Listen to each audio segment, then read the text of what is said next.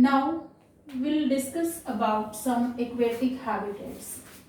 Children, you have already learned aquatic means word aqua means water. The habitats which are having water all around are known as aquatic habitats. And when we there are very many important habitats present. So if we'll discuss about their types, so we have two major types of aquatic habitats. These are, first one is the oceans or the seas, and another one is ponds, lakes and rivers. So what are these seas? First one we'll discuss about oceans. A very large area of water. Usually it has the saline water in it. Saline means the salty water. So that area is known as seas or ocean. And you might have observed the abundance variety of organisms are found over there. Variety of fishes, dolphins, whales, octopus, many other organisms are found in these habitat. So the major adaptations which are found in these animals, the animals found in these habitats are, there are two major adaptive features present which are common in most of the animals. First one is the streamlined body shape. The streamlined body shape you have already learned in previous chapter also. The fish is having body which is taper from the front and the back. And look at this over here. This is the front portion and this is the tail portion, and the middle portion is very broad. So this shape is known as streamlined body shape. This helps the animals to cut the water currents and to move freely in water in easy mode. So another one feature which is present in these animals is that the gills.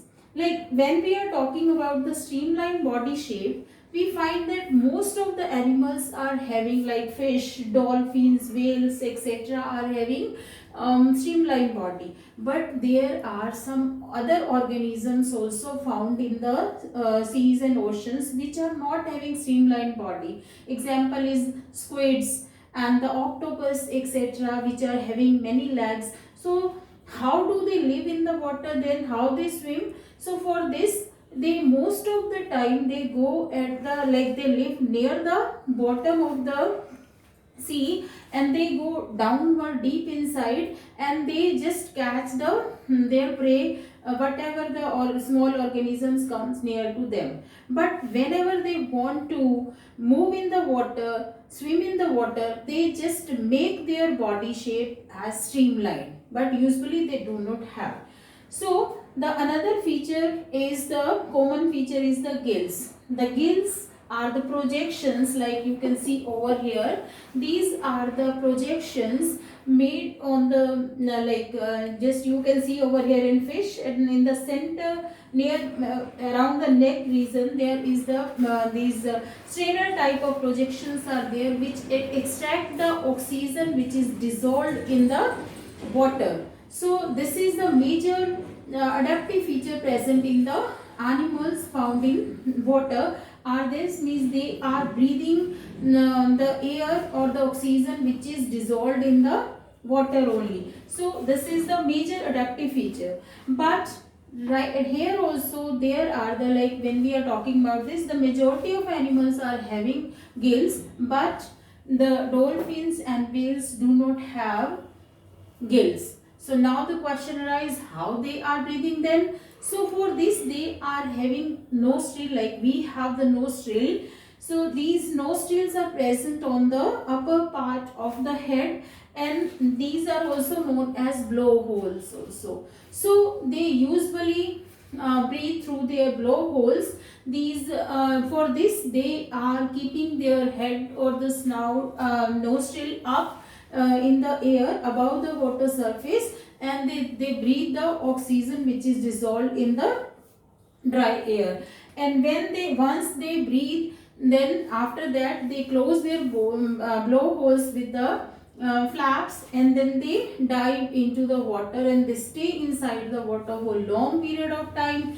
And when again they want to breathe, they keep their nostril up, and they like again and again they do this process. So in this way they are surviving in the water. So next habitat which we are talking here now is the another one. These are the ponds, lakes and rivers. These are the how these are different from the oceans. First one is that the oceans are having very large area and there is the saline water, but these are the small areas, or there is the water usually in flow, there the water is in motion. So and we can see that there is the fresh water present in these habitat. That's why these are different from oceans and seas. So freshwater habitats are known as ponds, lakes and rivers. And when we are talking about these, there are also variety of animals present as well as plants are also found. So about the animals, the common features we have already discussed. But when we see the aquatic plants, there are also like three major categories of plants are found in these in these habitats. So first one, if we'll see, there are the plants which float on the surface of water. You might have seen the water hyacinth or the lettuce, lettuce, etc. These are present. These are just floating on the surface of water. And there and the another one category is that partially submerged plants, like the half portion of the body is above the water surface and the roots are just fixed in the soil at the bottom of the water. And the third category of the plants is that they are completely submerged in water. So when we are talking about partially submerged, the examples are water lily and lotus. And when we are talking about completely submerged in water, means the whole body part, even the stem, leaves, everything is inside the water only. So these plants are examples are Hydrilla and Vallisneria. Let's discuss about some more adaptive features of these plants, how they are living in the water.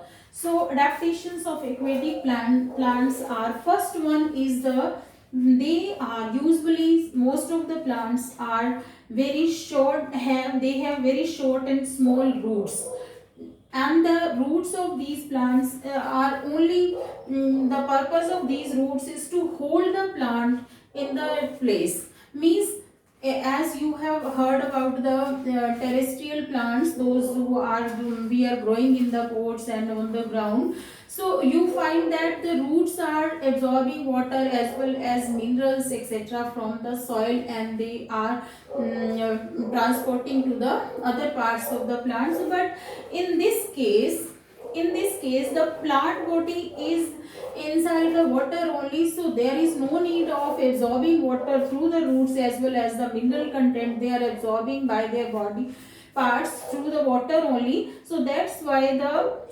roots are not very much prominent. They are very short and small, and their function is only to hold the plant at that place.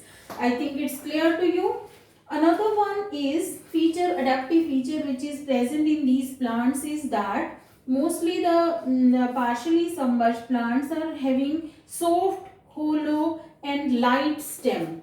Means the stem is very soft, flexible, it can move freely and with the flow of water, as well as it is hollow from inside, means there are the cavities. In the video, another video, I'll show you how like the holes are present in these stems.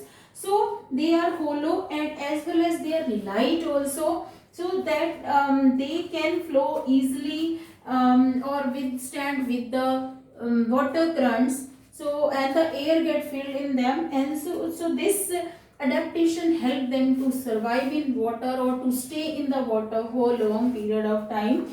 But it does not happen in the terrestrial plants. Their stem is usually hard and which is not very flexible also, and it is very tight also. Another adaptive feature present in these plants is that they are having narrow and thin ribbon-like leaves. Their leaves are very narrow and thin ribbon-like. Like if you would see, the leaves are like this way, like in Vallisneria or in Hydrilla. If you will see, the finger-like leaves are present in these like this way, and these finger-like leaves, they make the space in between, and the water current can flow easily, can move easily through them. So and they bend also easily in the water. So in this way these plants are staying inside the water, and this feature is usually present in completely submerged plants like in Hydrilla and Vallisneria we have discussed earlier the examples.